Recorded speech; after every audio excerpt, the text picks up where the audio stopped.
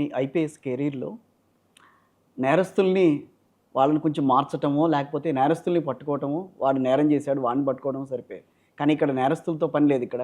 ప్రజలతో పనుంది. ప్రజల్ని మెప్పించాల్సిన పనుంది. అదొక టాస్క్, ఇదొక టాస్క్. యాక్చువల్‌గా మీ నైజం ఏంటనంటే ఏదన్నా వస్తే గనక దాన్ని పట్టుకుని దాని అంతు చూసే వరకు మీరు ఊరుకోరు. గతంలో ఉన్న రికార్డ్ బట్టి ఆలోచిస్తే.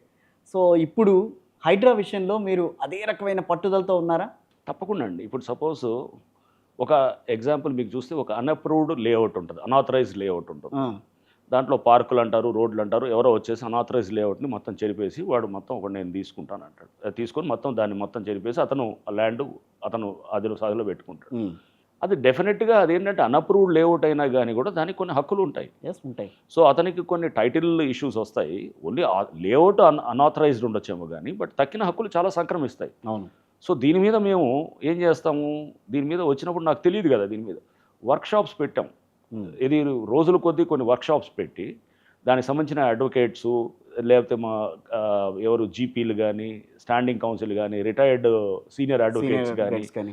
రెవెన్యూ ఆఫీసర్స్ గానీ, మున్సిపల్ రిటైర్డ్ డైరెక్టర్స్‌గా చేసిన వాళ్ళు, టౌన్ ప్లానింగ్‌లో చేసిన వాళ్ళు, ఇట్లా చాలా మందిని పిలిచి బ్రెయిన్ స్టార్మింగ్ సెషన్స్ పెట్టి మాకు క్లారిటీ రావాలన్నమాట. దీనికి క్లారిటీ ఫస్ట్ ఏదైనా కానీ క్లారిటీ లేకుండా నేను ముందుకు వెళ్ళనన్నమాట. యెస్.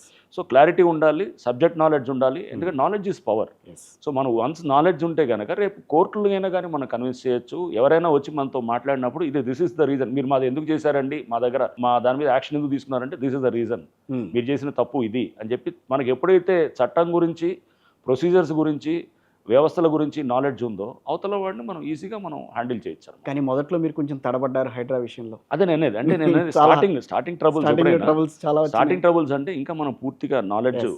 లేదు అప్పుడు. లేదు. సో, క్రమేపీ మాల్టా విషయంలో అనుకుంటారండి. ఒక విషయంలో మిమ్మల్ని డైరెక్ట్‌గా జడ్జి గారు కొంచెం క్వెషన్ చేశారు. రైట్. అప్పుడు నేను చూసి అనుకున్నాను. సిన్సియర్ ఆఫీసరు ఏ విషయమైనా చాలా నాక్‌గా డీల్ చేస్తారు. ఇక్కడ ఎందుకని కొంచెం ఈయన కొంచెం తడబడుతున్నారు అని అంటే నాకు అప్పుడు అనిపించింది. యాక్చువల్‌గా చూస్తే అని అనిపించింది అనమాట. సో, ఈయన సబ్జెక్ట్ డిఫరెంట్. దీంట్లోకి ఈయన్ని తీసుకొచ్చి ఎందుకు పెట్టారు? ఒక పనిష్మెంట్ ఏంటన్న ఫీలింగ్ అయితే ఆ రోజు కలిగింది నాకైతే. అలా ఏం లేదండి. అంటే నేను అది అన్ని part of the issues initial హికప్స్‌లో భాగంగానే తీసుకుంటాను. కోర్టు కూడా అప్పుడు మమ్మల్ని ఎందుకంటే మాకు పవర్స్ లేవు అనేటటువంటి దాంతో తర్వాత గవర్నమెంట్ కూడా చాలా పవర్స్ డెలిగేట్ చేశారు దాని తర్వాత. సో, కోర్టు కూడా వాళ్ళు కూడా పాజిటివ్ ఉద్దేశంతోటే మేము ఇవన్నిటి నుంచి పాజిటివ్గా నేర్చుకున్నాం. ఒక కోర్టు ఒక జడ్జి గారు మమ్మల్ని అలా అన్నప్పుడు కూడా దీని నుంచి మనం ఎక్కడ సిస్టమ్ని ఇంకా ఎలా స్ట్రెంథెన్ చేయాలి అనే దాని గురించే గవర్నమెంట్ కూడా మేము కూడా అలానే దానికి రెస్పాండ్ అయ్యాము. అండ్ ఆ రోజు జడ్జి గారు కూడా మీరు గుర్తుంటే హైదరాబాద్ను ఒక రోజులో మారుస్తారా అని అడిగారు. అన్నారు. ఒకరోజు కాకపోయినా కొన్ని సంవత్సరాల్లో మనం మార్చొచ్చు. ఆ ప్రయత్నం అయితే స్టార్ట్ అయింది కదా ఇప్పుడు ఆ ప్రయత్నం మొదలైంది. ఆ ప్రయత్నం మొదలయ్యి ఇది 50 ఏళ్ల నుంచో 60 ఏళ్ల నుంచో జరుగుతున్నటువంటి మొత్తం ఒక పద్ధతిలో జరుగుతున్నటువంటి దాన్ని ఇప్పుడు దీన్ని మనం ఒక టోటల్గా ఇది ఒక హిస్టారికల్ డెసిషన్గా నేను తీసుకుంటాను ప్రభుత్వం నుంచి.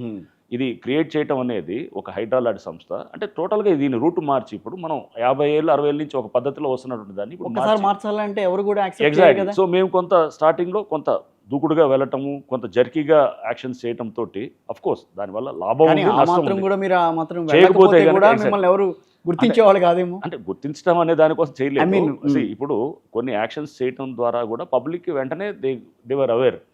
బహుశా ఆ యాక్షన్స్ వల్ల పబ్లిక్ అవేర్నెస్ క్రియేట్ చేయడానికి కూడా దోహదపడ్డది అన్నట్టు నేను భావిస్తాను అనమాట. స్టార్టింగ్లో ఓన్లీ డెమాలిషన్స్ మీద పోయింది. సో, మేము ఆగస్ట్ 8th అనుకుంటా నేను ఒక ప్రెస్ మీట్ కూడా పెట్టాను ఇక్కడ హైడ్రా ఆఫీస్లో పెట్టి కూడా నేను క్లియర్గా చెప్పి చూడండి ఇప్పుడు ఫస్ట్ నేషనల్ రిమోట్ సెన్సింగ్ ఏజెన్సీకి వెళ్ళొచ్చిన తర్వాత అక్కడ మనకు తెలిసింది ఏంటంటే 61% of the water bodies encroach అయినాయి హైదరాబాద్ మొత్తంలో. మిగతా దాన్ని కాపాడుకోవాలంటే ఫస్ట్ ఇమీడియట్గా మనము ఆపాలి. ఫస్ట్ ఈ విధ్వంసాన్ని ఆపాలంటే కనుక కొన్ని చర్యలు చేయాలి. మేము ఎప్పుడైతే కనుక కొన్ని యాక్షన్స్ చేశానో డెఫినెట్గా చెక్ పడ్డది అనమాట. చెక్ పడదు. సో, ఫస్ట్ ఫేజ్ అయిపోయింది. ఇప్పుడు second phase is next rejuvenation and దాన్ని రీక్లెయిమ్ చేయడం. రిజ్యూనేషన్ చెరువులు మేము 6 చెరువులు తీసుకున్నాం, రిజ్యూనేట్ చేస్తున్నాం. నాలాలు తీసుకున్నాం, నాలాలన్నింటిలో కూడా ఏది మొత్తం క్లియర్ చేస్తున్నాం. ఎక్కడ అబ్స్ట్రక్షన్స్ ఉంటే దాన్ని కొలగొట్టి డిజాస్టర్ మేనేజ్మెంట్లో భాగంగా మనకి చాలా పవర్స్ ఉంటాయన్నమాట. సుప్రీంకోర్టు కూడా చాలా అద్భుతమైన జడ్జిమెంట్స్ ఇచ్చిందనమాట. జస్టిస్ గవాయి గారి జడ్జిమెంట్ ఇప్పుడు ప్రజెంట్ సీజే గారిది జస్టిస్ గవాయి జడ్జిమెంటు బుల్డోజర్ జస్టిస్లు చాలా స్పష్టంగా ఇస్తారు. దాంట్లో ఏమని ఇస్తారు, నోటీసులు లేకుండా కూల్చడానికి లేదు అని చెప్పి చెప్తూ, కానీ ఈ పరిస్థితుల్లో వర్తించవు అని చెప్పి చాలా స్పష్టంగా మనకి ఏది వాటర్ బాడీస్లో కానీ, లేకపోతే ఇట్లా ఏది మన నాలాస్లో కానీ, లేకపోతే ఇట్లా ఏదైనా మన రోడ్ ఎంక్రోచ్మెంట్స్ కానీ ఇట్లాంటి వాటిల్లో ఈ వర్తించవు, ఈ ప్రొసీజర్ అవసరం లేదు అని చాలా స్పష్టంగా ఉన్నదన్నమాట జడ్జిమెంట్లో. కానీ నోటీసులు లేకుండా ఎట్లా కూలుస్తారని చెప్పి చాలా మంది మిమ్మల్ని క్వశ్చన్ చేస్తున్నారు. అదే నేను అంటున్నాను, కోర్టు చాలా స్పష్టంగా చెప్తుంది. మేము నోటీసులు అంటే వాళ్ళకి వెకేషన్ నోటీస్ చెప్తాం. సపోజ్ నిన్న మేము ప్యాట్నీ దగ్గర లాస్ట్ 1 వీక్ బ్యాక్ కూల్చాం. వాళ్ళకి ఒక రోజు ముందు మేము చెప్పాం, మీరు ఖాళీ చేసుకోండి, మీ ఉన్న సామాన్ తీసుకోండి అని.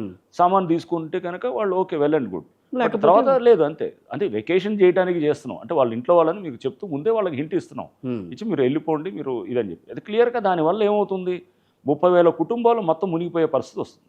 ఒక నాలాకి అడ్డంగా వాళ్ళు కట్టుకున్నప్పుడు దానివల్ల అక్కడ నాలా 18 మీటర్లు ఉండే నాలా అక్కడికి వచ్చేటికి 6-7 మీటర్లు కూడా ఉండకపోతే మొత్తం దాని వెనకాల ఉన్నటువంటి వాటర్ అంతా మొత్తం పైలప్ అయిపోయి ఆ వెనకాల 30,000 కుటుంబాలు ఖాళీలు మునిగిపోతున్నాయి. గత 20-30 సంవత్సరాలుగా మునిగిపోతున్నాయి. వీళ్ళు ఒక స్టేటస్ కోనో ఏదో కోర్టు ఆర్డర్ ఉందని చెప్పి మాకు అంటే కనుక రేపు మరి మునిగిపోతున్న వాళ్ళ సంగతి ఏం చేస్తారు? జనాల ప్రాణాల కన్నా ఏది ముఖ్యం కాదు కదా. కోర్ట్స్ కూడా అదే విధంగా తీసుకుంటాయి. కోర్ట్స్ కానీ ఏ వ్యవస్థ అయినా కానీ కూడా ప్రాణాలు మనం ముఖ్యం అనేది ఫస్ట్ ఉంటుంది.